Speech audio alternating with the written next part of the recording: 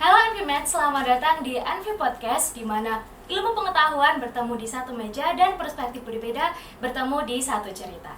Oke, hari ini kita adalah berada di satu meja bersama dua narasumber kita, yang mana nanti kita akan berbicara tentang ekowisata di hutan adat Papua. Apakah akan menjadi jalan menuju kemajuan atau ancaman baru bagi alam? Oke, halo, bisa perkenalan dulu, kita ada dua narasumber di sini. Halo Mas Irfan dan Mbak Vira, bisa perkenalan dulu dari Mas Irfan mungkin ya. Kita perkenalan dulu dari Mas Irfan. Mas Irfan itu adalah mahasiswa Geografi Lingkungan Universitas Gadjah Mada, dan mungkin bisa berkenalan apa yang harus NVMES tahu nih tentang Mas Irfan. Oke, halo teman-teman NVMES. Di sini ada salah satu dari mahasiswa Geografi Lingkungan tadi yang disampaikan oleh moderator atau Astri ya. Di sini ada aku, Irfan Wahyu Muhammad, bisa dipanggil Irfan. Di sini kapasitasku juga sebagai mahasiswa Geografi Lingkungan gitu ya, terkhusus angkatan 2022.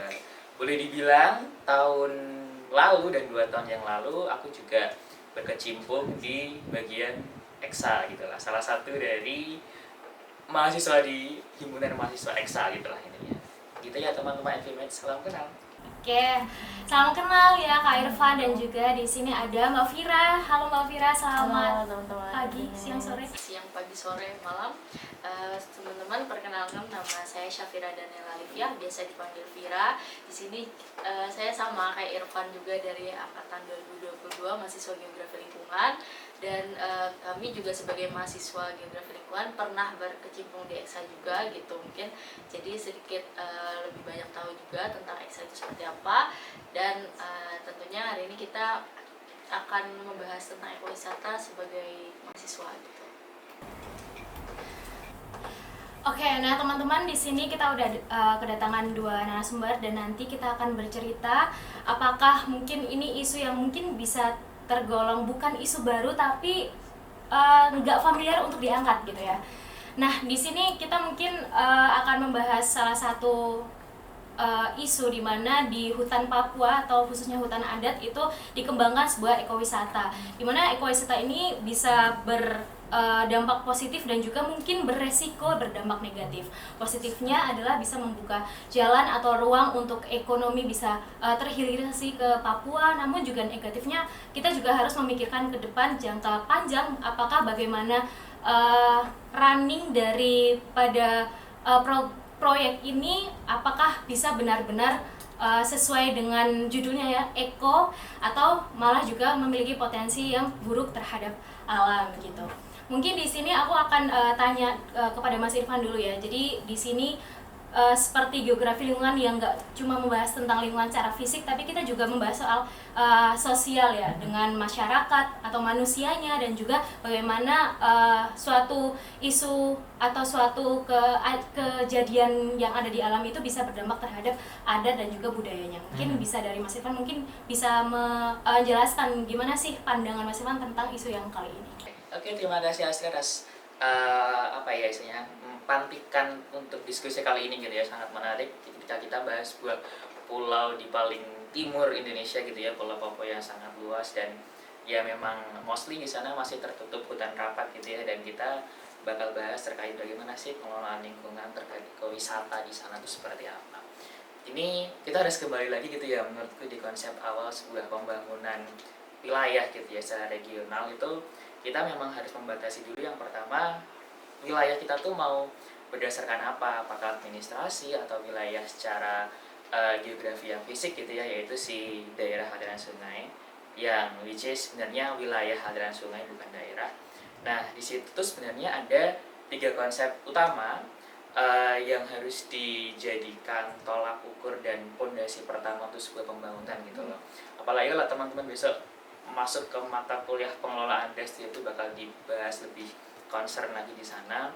Nah, yang seingat aku dan menjadi dasar banget itu kita harus memprioritaskan 3 hal untuk membangun sebuah wilayah gitu ya.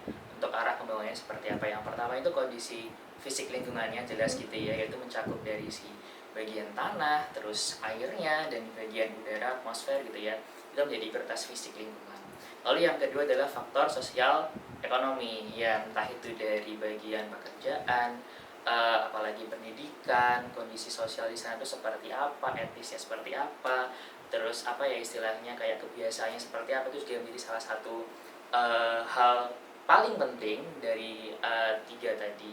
Dan yang terakhir ini salah satu poin yang aku juga baru tahu gitu ya akhir-akhirnya, itu adalah kelembagaan atau yang disebut sebagai strukturisasi pemerintahan. Jadi di sana itu apa ya kayak tupoksi, tugas pokok dan fungsi tiap-tiap dari pemerintahan, entah itu dari pemerintahan yang strukturasi dari provinsi, kabupaten, kecamatan, itu harus inline gitu loh. Dan untuk melakukan sebuah program kerja pembangunan itu harus linear semua, nggak saling lempar sini dan lempar sana. Mungkin itu yang masih menjadi PR bagi kita gitu loh, antara kewenangan satu dan yang itu masih tumpang tindih. Jadi itu tadi 3 poin menurutku yang menjadi basis dasar banget ya. Yang pertama fisik lingkungan, lalu yang kedua sosial ekonomi, dan yang ketiga adalah kelembagaan. Oke, dari kita tadi juga udah membahas atau sekelibat di mention tentang awal ya, mungkin dicoba diantarkan sama Mas Irfan ini gimana kita bisa melihat secara fisik juga tentang pembangunan suatu ekowisata di satu lingkungan yang mungkin kita akan lihat kalau hutan adat nih harusnya emang ya udah virgin as a forest gitu ya. Tapi mungkin apakah dari pembangunan hutan adat ini secara fisik lingkungan itu apakah bisa apa ya istilahnya berprogres positif, atau memang seperti yang kita mungkin bayangin kalau misal ada satu proyek di hutan yang harusnya virgin pasti akan negatif, apakah pasti atau enggak kalau misal menurut Mbak Fira? Oke, kalau dari pandanganku sendiri itu menyambung dari Irfan juga ya, karena dari pembangunan ekowisata itu seperti dua mata pisau teman-teman. Jadi terkadang dia punya potensi tapi dia juga punya ancaman atau risikonya sendiri gitu, sehingga perlu landasan dari ekosentrisme itu sendiri gitu. Nah, ekosentrisme itu apa gitu? Cara pandang kita bahwa hutan itu dia juga punya ekosistemnya sendiri gitu. Kita sebagai manusia pasti bergantung kepada ekosistem itu sendiri gitu, tapi tidak menutup kemungkinan kita sebagai manusia juga harus diberdayakan untuk bisa mengelola itu supaya berkelanjutan gitu. Karena untuk apa kita mengelola hutan kalau misalnya itu nggak bisa dilanjutkan ke generasi selanjutnya gitu. Sehingga kalau dari fisiknya sendiri gitu, jelas potensi dari ekowisata itu banyak gitu. Misalnya karena di hutan adat Papua itu kelestariannya masih sangat terjaga gitu. Bahkan hutan Papua itu bisa dibilang negeri cendrawasih gitu, karena endemiknya emang cendrawasih. Di situ ada beberapa jenis cendrawasih yang hidup di sana gitu, sehingga potensi dari ekowisatanya ada di sana gitu. Terus juga ekowisata ini bisa juga sebagai wadah untuk pelestarian lingkungan gitu, karena dibanding pilihan lain misalnya pembukaan lahan untuk pabrik atau untuk sawit dan lain sebagainya gitu, itu bisa menjadi pilihan yang lebih baik untuk pelestariannya tadi gitu, sehingga minim ekstraktif gitu. Tapi hal yang mengancam dari fisiknya juga, dari geografi lingkungan, mungkin kita ada mata kuliah degradasi lingkungan ya Van gitu. Jadi kita juga perlu kehati-hatian dalam suatu pembangunan gitu, karena pembangunan yang tidak berlandaskan lingkungan itu akan akan menyakiti alam itu sendiri lah istilahnya gitu. Karena misal nih kayak pembangunan yang terlalu berat dan lain sebagainya, itu bisa bikin satwa di sana itu tertekan gitu. Terus juga bisa menyebabkan erosi yang berlebihan dan sampai ke arah yang kalau misalnya tidak dikontrol dengan baik, dia akan jadi pembukaan lahan yang besar-besaran gitu. Jadi itu juga mengancam dari ekosistem di sana juga gitu. Oke, itu jadi ini positifnya adalah ketika suatu hutan adat udah ada istilahnya proyek yang resmi, itu akan lebih secure untuk dijaga ketika nanti mungkin dari ada pihak yang ingin mengubah menjadi lahan sawit atau yang ekstraktif lainnya bisa termonitor gitu ya. Jadi secure gitu teman-teman, itu dari positifnya. Tapi di sini kan kita juga pasti mengandalkan di mana masyarakat adat itu adalah masyarakat yang paling dekat dengan mungkin ekowisatanya atau hutan adatnya sendiri. Nah, tapi kan di sini kita mungkin bisa tahu ya, apakah kita hilirisasi ilmu pengelolaan dan perlindungan lingkungan itu bisa semudah kita mendelegasikan ke teman-teman yang ada di mungkin ya kita di perkuliahan gitu. Tapi kan kadang masyarakat adat itu lebih cenderung apa ya, punya mungkin pikiran tersendiri mengenai adat dan budayanya. Nah, kalau menurut Mas Irfan gimana soal ya itu tadi? Oke, tadi ya terkait istilahnya dari tadi Vira ngomong bisik-bisik gitu yang terdengar. Vira tadi mention local wisdom gitu ya, karena masyarakat adat ya dia punya suatu adat istiadat, punya sebuah kebiasaan, punya sebuah budaya yang memang khusus mencerminkan apa ya, untuk menjadi karakter mereka sendiri gitu ya. Dan kalau disandingkan dan langsung di apa ya istilahnya, kayak disandingkan langsung dengan orang-orang di kota gitu ya, let's say, itu juga menurutku juga tidak cocok gitu ya. Itu juga bisa malah menjadi sebuah pekerjaan rumah baru gitu ya, karena perlindungan hutan adat itu yang pertama menurut NK revisi Undang-Undang MK yang tahun 2012 gitu ya, hutan adat itu harus ada ketika si masyarakat adat itu sudah diakui oleh pemerintah itu sendiri gitu. Nah, jika pemerintah jadi mengakui si masyarakat adat ini, lalu nanti masyarakat adat bisa mengajukan permohonan untuk pembuatan undang-undang perda hutan adat, lalu mengajukan luasan wilayah, nanti bisa didisposisi dan menjadi sebuah hutan adat khusus untuk si masyarakat adat itu sendiri gitu ya. Tapi ya masih itu lagi ya menjadi permasalahan, kita tidak bisa serta-merta langsung 100% oh masyarakat adat harus seperti ini, seperti itu, seperti itu, sesuai apa yang peraturan kita buat sendiri di orang-orang kota gitu ya. Itu kan juga nggak bisa. Jadi salah satu caranya menurutku ya kita harus berdialog lah dengan masyarakat adat seperti itu ya. Kita harus mendekat ke masyarakat, mengetahui bagaimana mereka berperilaku, melakukan budaya di wilayah itu seperti apa, lalu kita mendekat dan kita jadi tahu gitu loh, apa sih kebutuhan dan keinginan dari masyarakat adat, dan bagaimana agar hutan ini dan si masyarakat ini lebih secure gitu tadi ya, dari segi wilayah. Jadi itu sih, kita yang harus mendekat ke wilayah. Jadi kita sebagai menjadi jembatan juga ya, dengan bahasa mungkin bahasa yang sudah ditransformasikan sesuai dengan pemahaman dari masyarakat adat sendiri.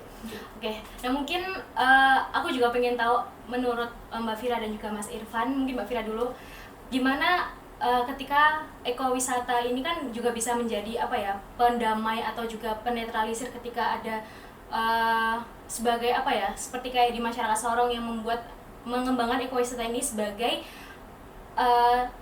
cure atas ya mungkin membalakan hutan dan juga sawit ya. Dan mungkin kalau misal menurut Mbak Vira, gimana cara ekowisata ini bisa ideal berada di hutan adat?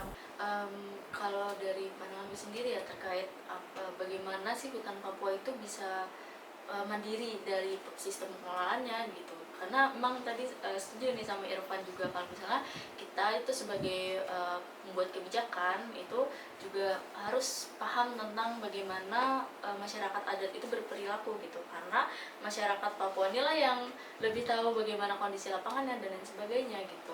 Karena di masyarakat Papua itu juga dikenal sebagai hutan adalah mama gitu, atau hutan adalah ibunya mereka gitu kan. Jadi mereka sangat menghargai. Nah, bagaimana ekowisata yang mungkin dari pandangan kita nih ideal untuk dilakukan gitu, karena mungkin berkaca dari beberapa ekowisata yang sudah berjalan gitu, itu akan banyak tekanan-tekanan baik internal maupun eksternal gitu. Nah tapi yang idealnya tentu dari geografi lingkungan sendiri yang seperti udah kita pelajari, daya dukung dan daya tampung itu pasti harus kita tahu sendiri gitu.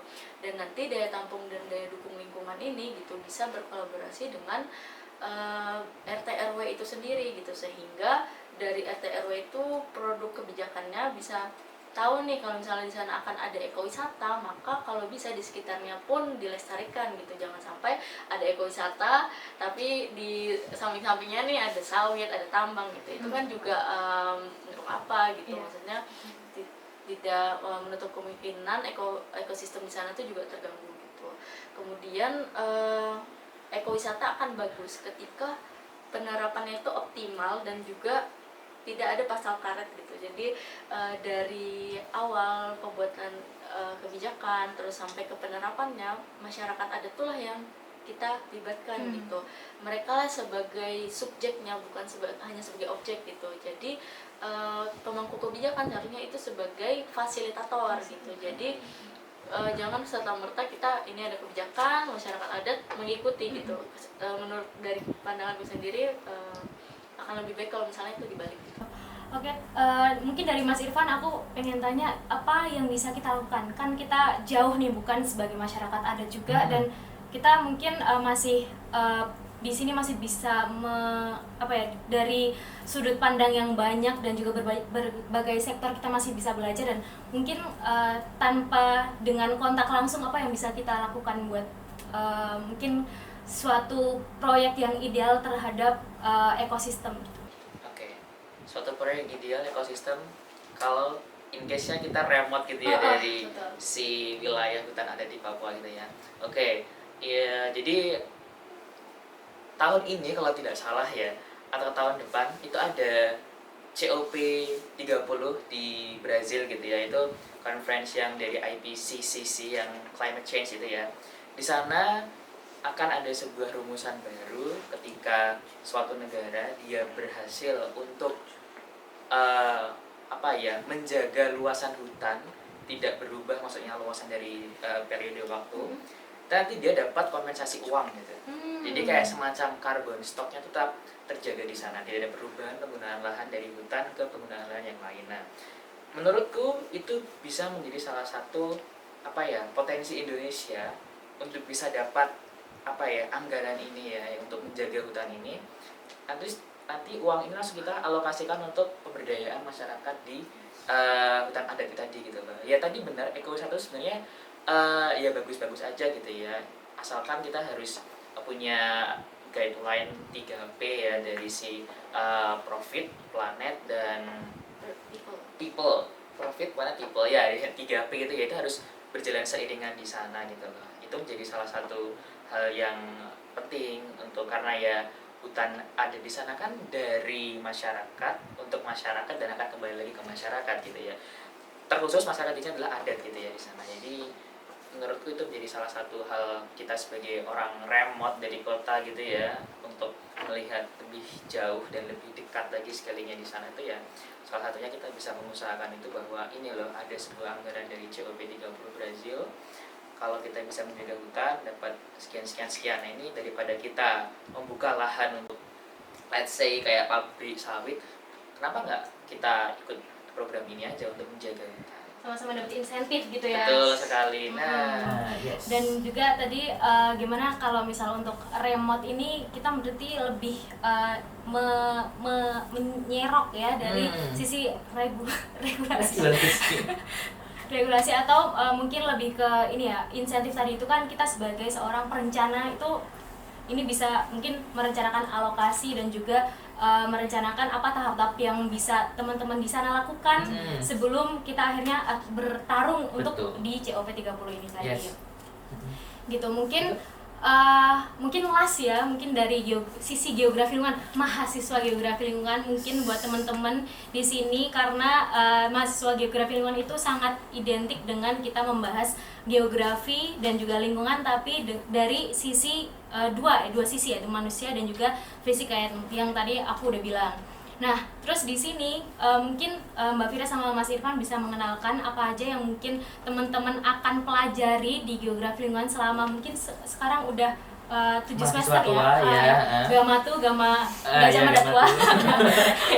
Ya. Apa aja yang akan teman-teman bisa dapat dan bisa relevan dengan hal-hal semacam atau isu semacam ini ketika teman-teman berkuliah di geografi lingkungan? Oke, dari mana dulu? Oke. Menurutku sangat banyak sekali ya materi yang relate dari geografi lingkungan nih, teman-teman yang masih bingung gitu ya kira-kira untuk promosi kan ya maksudnya ini ya Gel gitu ya. Oke.